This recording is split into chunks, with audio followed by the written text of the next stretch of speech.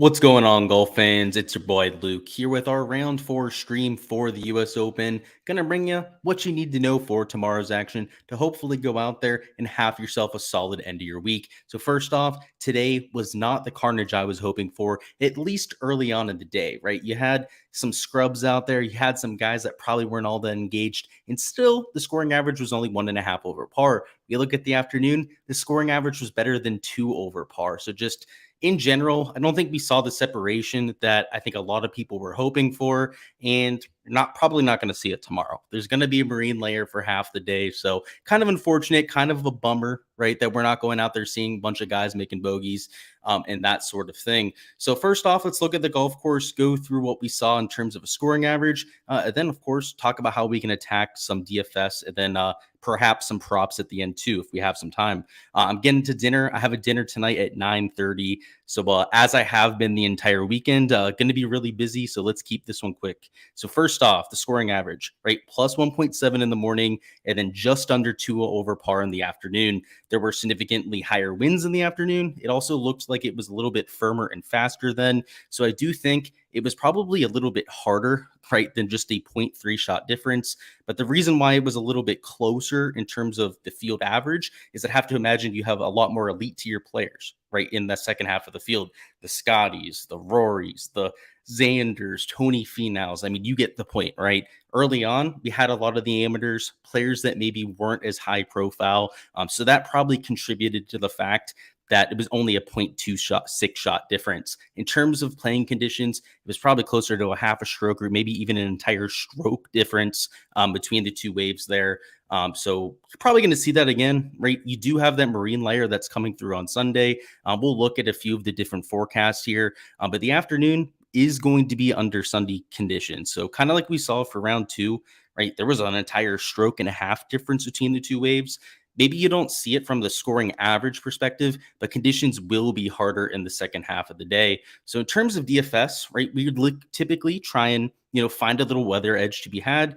And I don't know if there's going to be a massive one. This ECF model here isn't really that accurate. So let's switch over here to the HRRR. You can see they're calling for overcast for actually on this forecast pretty much the entire day. But you do see slightly higher wind gusts in the afternoon. And then over here on the NAM model, I think a little bit more realistic. Overcast in the morning, partly sunny conditions in the afternoon. And then once again, slightly higher wind gusts. So there should be a kind of an edge tomorrow. I don't think it's going to be massive, maybe not the stroke and a half advantage that we saw for round 2, but at least probably this 0.2, 0.3 shot difference. Then when you factor in the fact that a lot of those guys are in contention, will be feeling the pressure a little bit there on Sunday at a major, you're probably looking at slightly harder conditions for those guys later on. So in terms of DFS, right, trying to circle this back and make it actionable, you can't just take all the AM guys, right? We can't just take all the guys playing in the best conditions because it's Sunday Showdown, right? We have placement points to worry about. If you're playing in a large field GPP, we're going to have guys that are finishing in the top 5 to win it all. So we kind of got to take a balanced approach, right? And anytime I play Sunday Showdown, my personal strategy is to mix in some chalk up top, right? Take my stands on studs that I think are going to perform well, and then mix in a few players, let's say the top 20, top 30 on the leaderboard that might be able to crack that top 10. So for me here, because we have the leaders at like -10 at this point, the top 10 after tomorrow's round, I'm thinking is probably going to be like 5 under par, maybe 6 under par, maybe even a little bit worse than that. So for chasers, I'm taking guys the whole way back to like 1 over par. So Patrick Cantlay is not on my poll, but I do have guys that are way further back. So let's see. Let's find a good example. Sam Burns, right? He's even par, right? I'm willing to play him there. Cam Young's also even par. We start to get towards the bottom of the board. There's a bunch of guys at 1 over that I'm even playing. Let's see, like Ryan Fox, right, is 1 over par at this point. Those sort of guys, they go out there tomorrow and they have, a Minwoo Lee kind of performance, right? Shoots 5 under par, 65. That could get you into that optimal DFS lineup. So on Sunday Showdown, right, you've got to take your Scotties, you've got to take your Rorys of the world, right, that you want to plant a flag behind, and then mix in some of those lower owned players a little bit further back on the leaderboard, and then you have a recipe for success. If your lineup starts, like let's say a Scotty or a Rory up top, your second man is a Ricky Fowler, let's say your third man in is a Wyndham Clark, you're going to be duplicated with just an unbelievable amount of people in that GPP. Maybe you can take one or two of them, right? Maybe you start with like Ricky and then somebody like a Scotty or Rory McIlroy, but I would at most, right, take two of those players. If you're starting with those three, let's see, for your fourth man in, let's throw Harris English in there, right, $7,700. Another guy who's nearly 30% owned. You're going to be completely cornered when it comes to ownership. So you don't want to go too crazy there with these chalky guys up top. But I do like a Scotty, right? We'll talk about some of the chalk here that I like.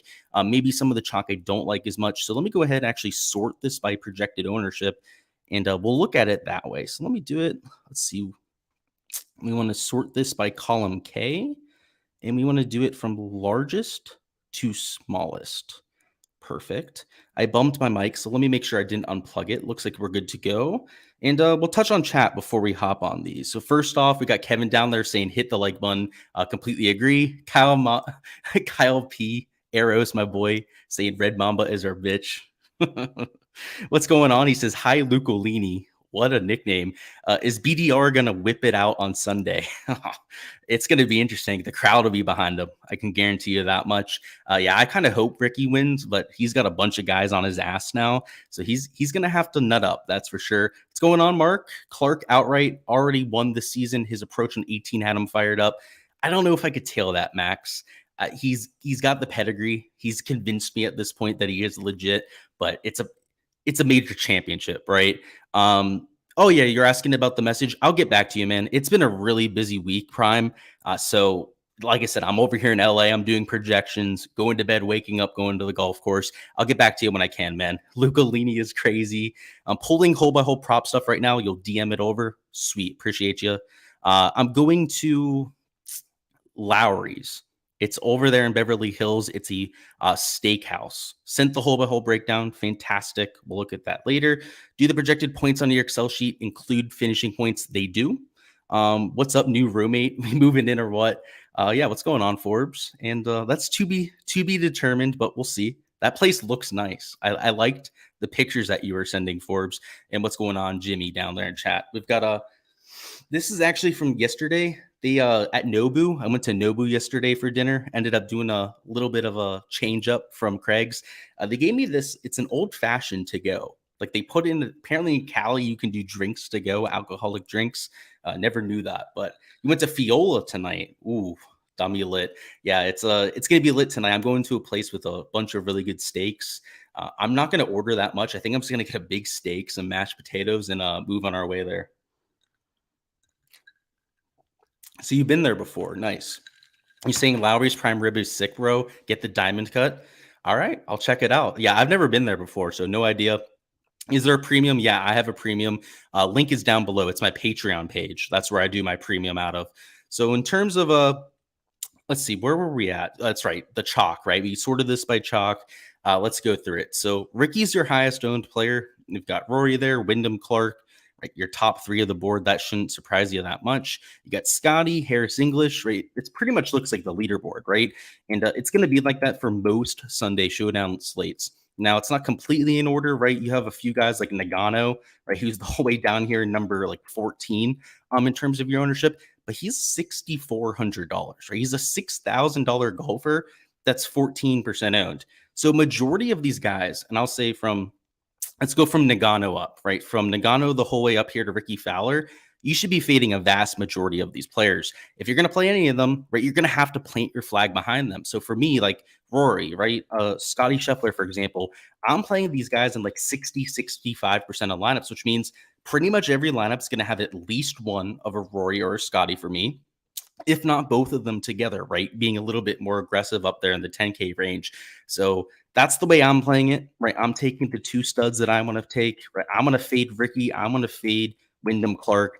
because they're lower tier players, right? They're guys that haven't been there for quite some time. And I know Rory's major track record isn't all that great, but studs, I believe in a little bit more for that sort of situation than guys like a Wyndham or a Ricky Fowler. So for as much as I want Ricky to win, as much as, it'd be great to see him out there hoisting the trophy. It's from a numbers perspective, that sort of thing. It makes it a little bit tough to get to. So I'll leave it at that. Let's see. Where else are we going down here? I do like DJ, right? He's like 23% owned. I like the fact that he's at a prime position to move up the board, right? He's at -5 right now. I like Cam Smith too. I think that you'll get slightly lower ownership on DJ and Cam Smith.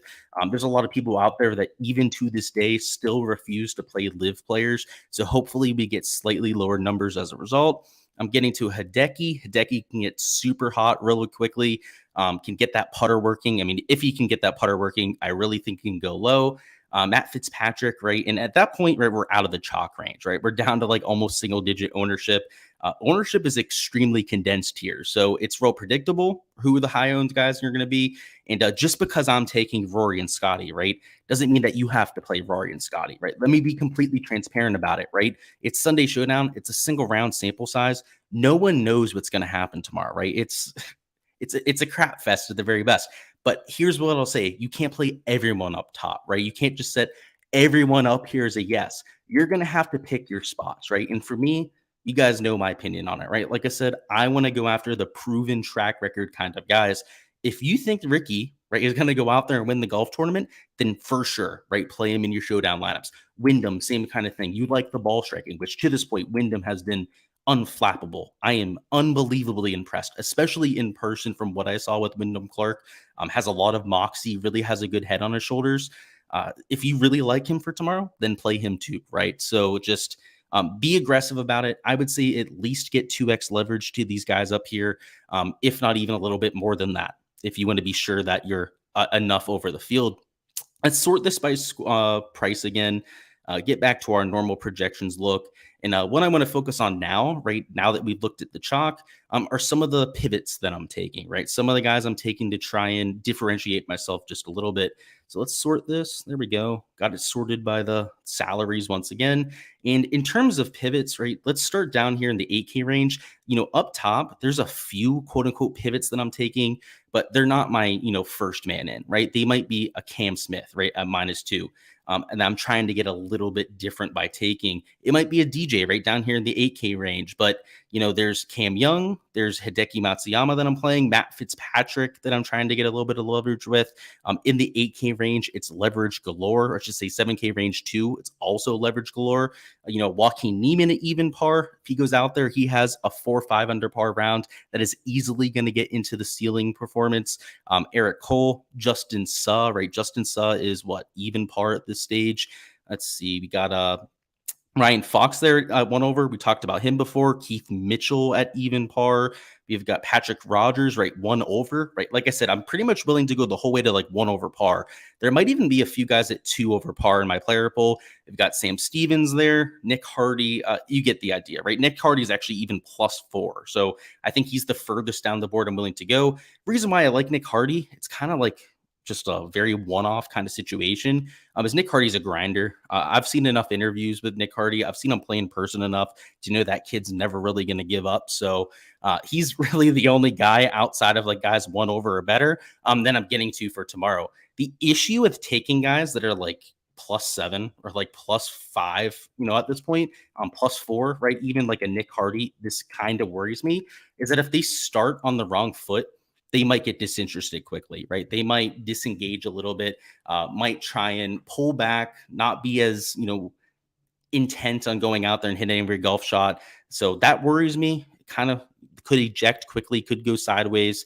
So I'm sticking away from most of those players, right? The guys that I'm trying to take for Sunday Showdown have a legitimate chance in most cases to go out there and actually finish in the top 10 or at least top 15, top 20 of the golf tournament, except for Nick Hardy, right? He's the only exception to that role in my player pool. Kevin Streelman's 2 over par. I have him down there as well. Pretty much anyone out there, right? They have the kind of round I'm looking for. They're going to be right in the position for some of those large field GPPs. Let's catch up on chat, see if there's any questions on specific players. Where are we at? Yeah, I might have to follow you. I'll follow you back. If where were you at? You're paying for the subscription and got the picks, but you've had problems since. Huh.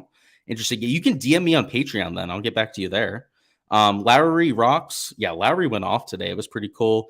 If you have the time, Mastros or the cut. I'll still be here tomorrow, Michael. So I'll check those out tomorrow night. I'm still staying in my Airbnb. I'm not flying out till Monday. So I'll definitely see if I can get a reservation. Just saying Mastros or the cut. Cool. Clark's twirl on 18 was all world. Yeah, I didn't get to see it. I'll check it out later. I heard it though. I was listening it to on the radio. I was hoping Ricky would miss 18. I needed him to miss 18 for a 5-man slip of mine to hit, but is what it is. What's going on, Justin? You came in second and won 1.5K on the Saturday Shank and Underdog. You tailed some other picks too. No, I'm not the GOAT, dude. If you're going out there, you won 1.5K. You're the MF and GOAT. I know one of my guys down in Discord, El Loco, went out there, nearly took down a GPP. He finished in second on Draftkings. I ended up having about a 4x day for my showdown today. It was a pretty good day, Justin, I'd have to say, right? I agree with you there. Cool. Thank you for the heads up, Jonathan. We got strokes up on Underdog. You cashed a single entry ticket thanks to you. Same thing for tomorrow. Yeah, we'll go through some lineup construction. I think you'll be able to get some help from me there. Thoughts on Victor tomorrow? I think he's a decent pivot, right? If you don't like Cam Smith, right? He's kind of like a really good option as a second man in. Let's say you start with like a Rory or a Scotty. You try and fit in like a Victor as your second man in. I'm all for that, right? He's 15% owned. I'm playing Cam Smith just because I prefer him there, but Victor Hovland, he fits that same kind of mold. Makes perfect sense. DJ will go do it for Gretzky. Yeah, he walked in with him today, huh? That was kind of cool.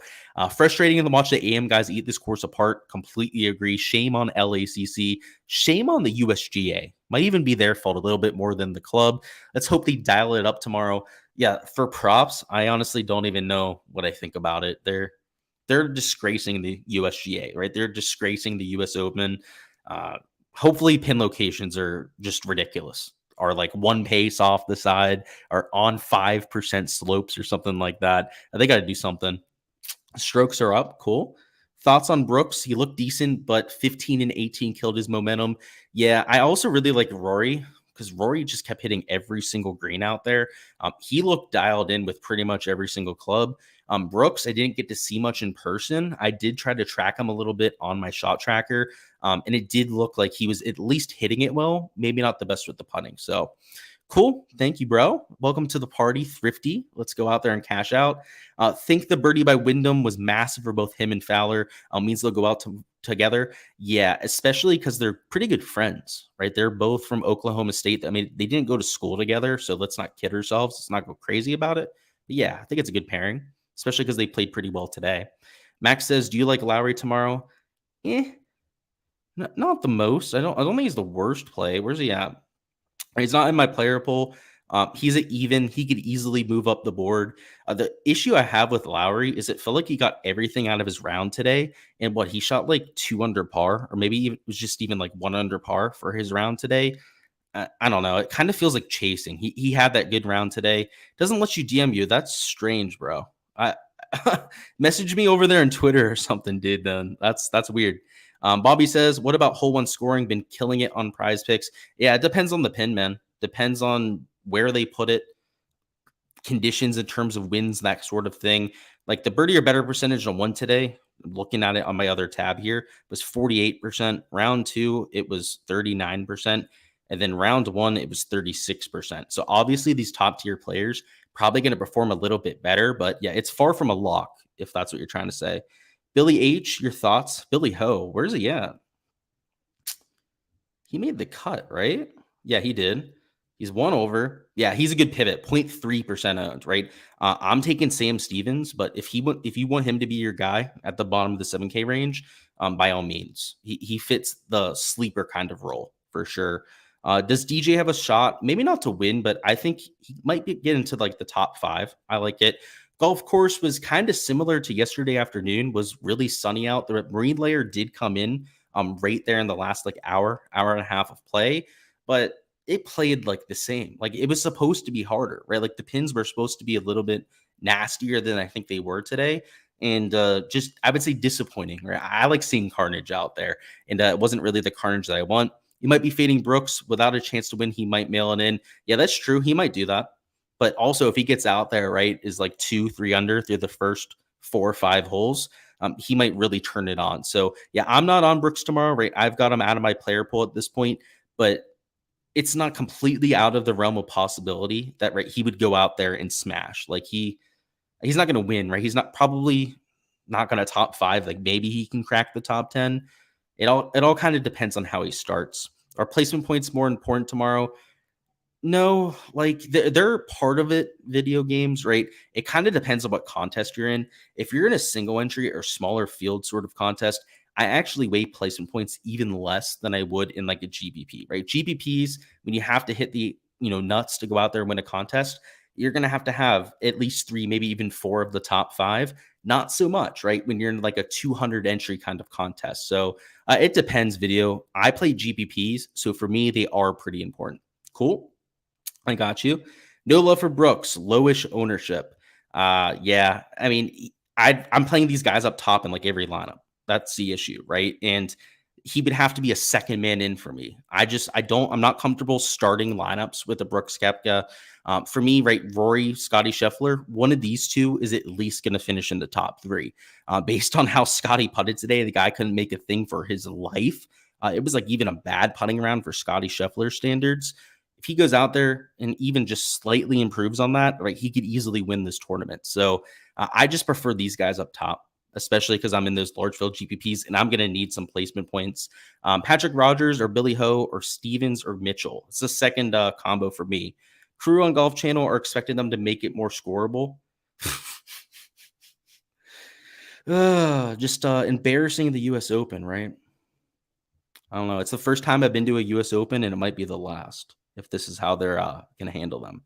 PGA Championship's a lot more fun, and I've honestly, I know that the Masters is going to be a lot more fun too. Let's see. Have they posted anything on Prize Picks? Nope. All right, so let's go over some lineup construction stuff.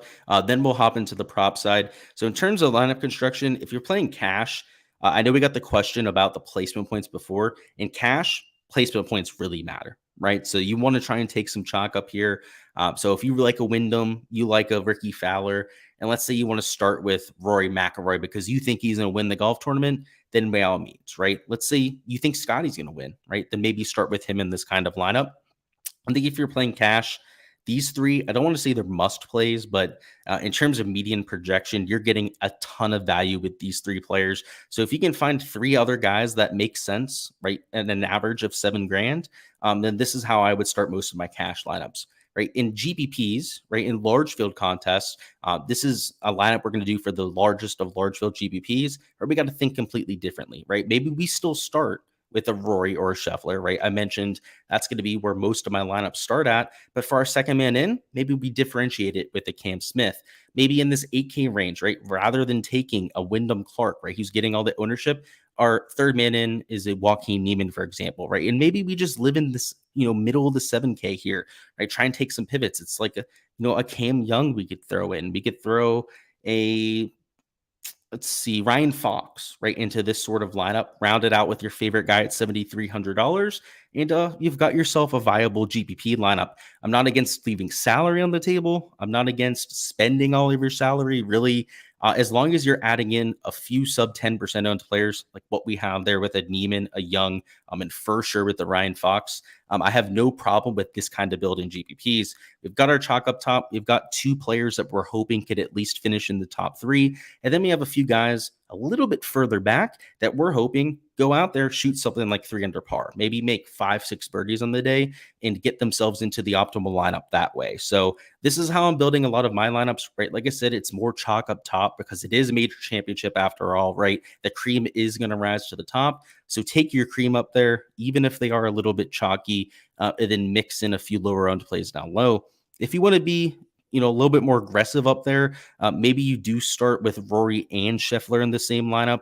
You might have to bypass that 9K range, right? You might have to take your third man in as like Maybe like an Eric Cole. I don't know if you had him in your player pool, right? You could use him as your third mid in there. It's cost prohibitive, right? You are going to have to go down into the 6K range, but it's certainly not impossible to build that sort of lineup. If I'm in single entries, I don't know if I'm going to be as wild as I might be in some GPPs. That's where if you want to take, let's say, 2 of these 4 players, I don't think it's that bad of an idea. So let me just throw the 4 players in there. So Ricky in there, and let's throw Wyndham Clark in there. I mentioned before that most of my lineups, right, are going to have like at most 1, maybe 2 of these players. Well, single entries are probably the perfect place to take 2 of these sort of players. So let's say you really like Ricky tomorrow, and let's say you really like Scotty tomorrow, right? In a single entry, I'm a little bit more willing to get to these sort of players. Still rounded out with a few pivots in the middle tier range. Maybe it's a Cam Young, maybe it's a Matty Fitz. There's a million different permutations you could go with. But in single entry kind of builds, I'm a little bit more chalky for Sunday Showdown, right? Placement points still matter. You only have to beat, 200, maybe 1,000 entries in those kind of contests. So I'm not as worried about the ownership side of things. So hopefully that helps with DFS. But now let's talk about some props. Where are we at? Luke, you got to come to the Open at Pebble Beach and the tournament next year. Yeah, honestly, if I'm going to Pebble, I'd probably rather it be for the US Open, but the Pro-Am is probably a lot of fun too, right? Getting to see some of the celebs out there and stuff. But yeah, you might have to sell me on that town. And I don't know if you're gonna have to sell me that hard because Pebble Beach is just unbelievably beautiful out there. Prize Picks is up, cool. Kadashi Chef stealing this one after he finished today, after the way that he finished today. You think 4-1 is worth taking a rip at? I took a rip at him at 8-1 before his round today. So yeah, I think 4-1, especially considering that what he's 3 shots off the lead. I don't want to say that it's like huge value, but I think it's a fair bet, right? If you think that Scheffler's got that dog in him, which how could you not think that he has that dog in him based on how he's played the last few months? Then yeah, I think it's worth a shot. I did yesterday 8-1. Yeah, even at 4-1, I could see it. Favorite guy going out early. So it's one of these value tier guys for me. I don't know if I have a favorite off the top of my head, but Keith Mitchell kind of sticks out. Don't hate Patrick Rogers. I mean, they're still towards like the middle of tee time, so I don't know if they're that early. If you're looking for somebody going off really early, it's Nick Hardy for me at +4. He's a grinder. He's just, I think, criminally underrated when it comes to his skill set. So yeah, I guess it would be Nick Hardy if we've got to go in that direction. See any other DFS stuff? Nope. Looks like we're on to props now. So I've got this dinner reservation to get to, so we can't spend too much time here. But let's see what we've got. So Prize Picks posted. I just want to do a little bit of comparing here, right? So 4.5 birdies, 4 for a lot of the studs. Looks like it might be slightly catered towards the tee times too. Okay. Strokes looks similar, if not lower than today, which is interesting. Don't know what I make about that. I kind of agree with it, I suppose. As shitty as that is to say. Over here on Underdog, it looks the same, maybe slightly lower projections, right? They got Scotty and Rory at 68.5. What do they got them over here in Prize Picks? 69.5. I don't know. That Rory does choke on Sundays, so maybe that's an over to keep an eye on. Let's see. Wyndham's at 70. What is Wyndham on Prize Picks? Probably like 71.5. Oh, yeah, so like a Wyndham, like that's the kind of fade that like sticks out to me, especially like right off the bat there. Right? I don't want to say that he doesn't belong, but clearly Wyndham Clark is one of the lower tier players at the top of the board. Even some of these guys like Bryson at 70.5, like you'd have to think that he's probably a pretty good fade. I don't know. I want to see what they're saying on Golf Channel about making this course easier. That just like why USGA? Why do they feel the need to make this course easier than it was today? While I try and stall a little bit here, let's bring up the averages from T Swenny. I know he said he was going to send me those. Perfect. And here they are. And then we'll hop back into the board and figure out a slip here for the stream. So in terms of the averages today, let's look at them for the PM wave. That's where most of my focus is going to be for tomorrow. So in the PM wave, there was a 26.47% bogey rate, which is the equivalent of 4.76 bogeys per round. So still a ton of bogeys were being made. But in terms of your birdie rate, right, it was 17.32.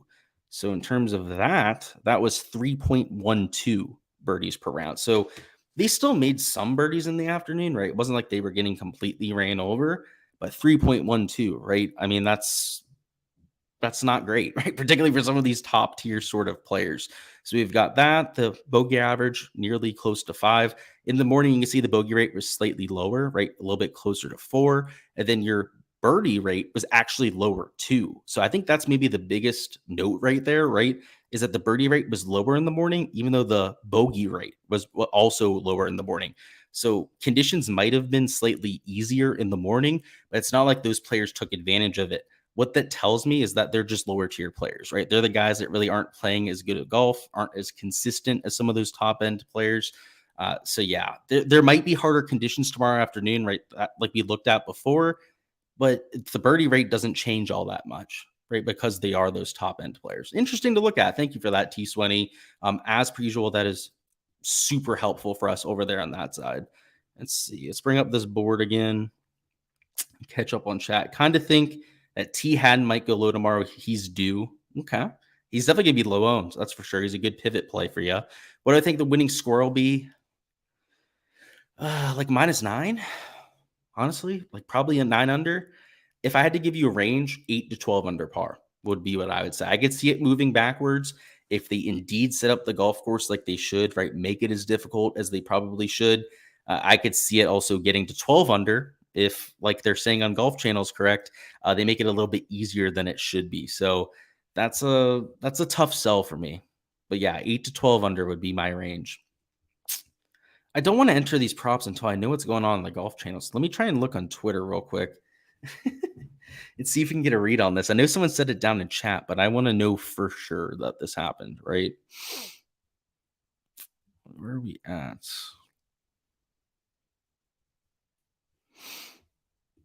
If anyone has that tweet of that, by the way, I'm trying to find the info. Obviously, they said it on Golf Channel. Doesn't mean that someone's tweeted it out yet. If anyone can confirm that for me, that would be sick. I do like the Wyndham over. This Bryson over, if they make conditions as difficult as it should be good. I mean, honestly, a lot of these overs make sense, right? These guys were at 71.5 the other day. What is Bryson on Prize Picks? Just out of curiosity. Do they even have him up? They got to have Bryson up. He's like nearly in contention. Yeah, 70.5. So he is actually only 0.5 higher. Actually, no, same projection over there. Let's find a discrepancy, and let's just go with that for this stream slip. See, they got Hideki at 70. What's he on Prize Picks? 70 again. Do they have Harry English up? Dang, we want to bet on Harris English, Underdog. Come on. Give the people what we want.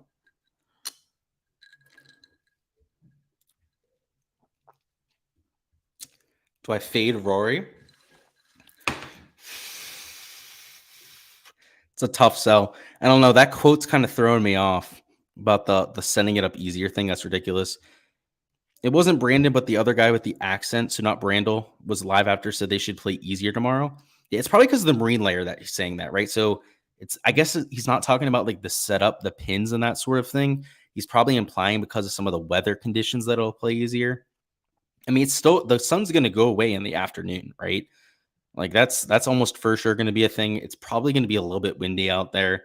Yeah, I'm probably not as spooked off that as I was before, to be frank with you. This is probably okay. Slip to enter. Let's see. Where's Brooks? He's at 70 strokes. Yeah, there's not that much to work with there. What is Ricky as? He's 71.5.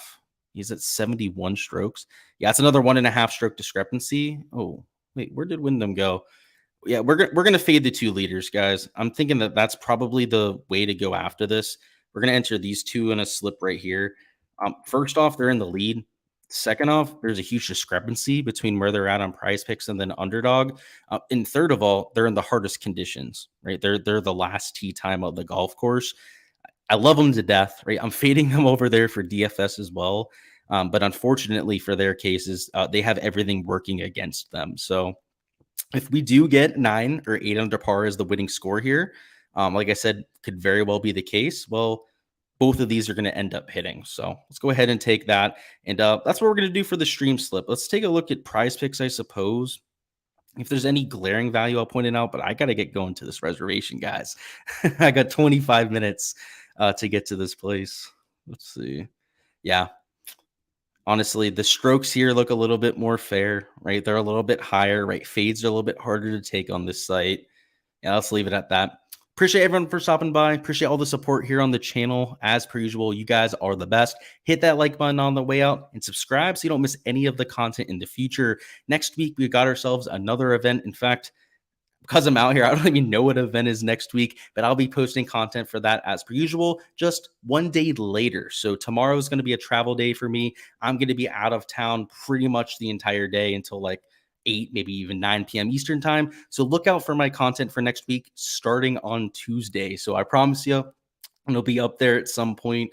But yeah, the big guy here's got to get back over there to the East Coast. So until then, guys, best of luck with all of those lineups, any of the prop slips that you guys are entering for Sunday, and let's get this cash. Let's see. Eamon was saying it, the other guy with the accent, the other Brit. He said he expects the USGA to set it up easier. I don't know why they would. It's a Sunday. I don't know. I think I disagree with Eamon there. You were out there today. The vibe was very low. Agreed. The prime rib, extra horseradish. Not a horseradish guy, but I'll get some prime rib.